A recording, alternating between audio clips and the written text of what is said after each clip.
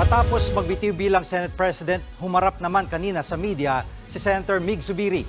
Dito niya inilitanya kung bakit siya pinalitan ng mga kasamahan sa Senado. At live mula sa Senado, nasa frontline ng balitang yan, si Ria Fernandez. Ria? Gigi, tama ka dyan. Sa pagharap nga niya sa media kanina, inamin ni Senador Mig Zubiri na masama ang kanyang loob kasabay ng pagbibitiw bilang leader ng Senado. Ayon kay Zubiri, Miyerkules pa niya nalaman na nag-usap-usap na ang ilang senador para patalsikin siya sa pwesto. Pero ang mas kinasama raw ng loob niya, hindi ang pagbaba niya sa pwesto, kundi ang mga kasamahan niya na nagpahayag pa raw ng suporta sa kanya pero tinalikuran din siya kalaunan.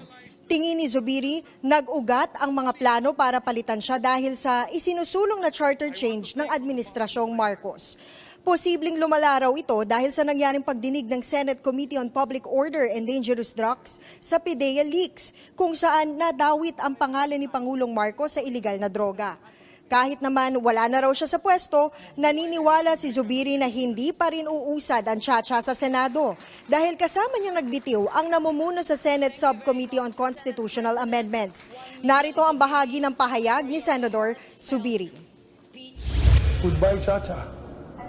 Nag-resign na si Sunny Escudero. Si Sunny Angara.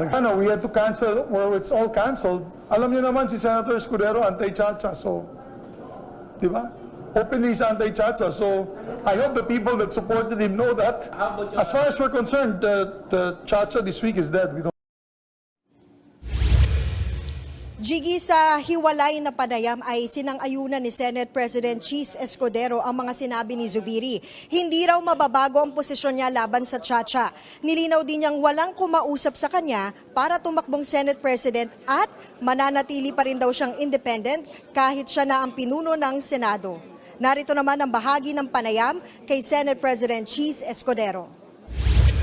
We will discuss it on the part of the majority, but you know my position. And I have no plans of changing my position. Ang pinakamalapit kong naging kaibigan ng Presidente ay si Pangulo Aquino. Malayo kumpara sa sino mang naging Pangulo pagkatapos niya, bago niya o ngayon. At tingin ko may pruweba at ika nga, may pwede na akong pakita at patunayan na kahit na siya na yung pinakamalapit kong kaibigan, hindi niya ako na-influensyan sa mga pasakaw ng mga panahon yun.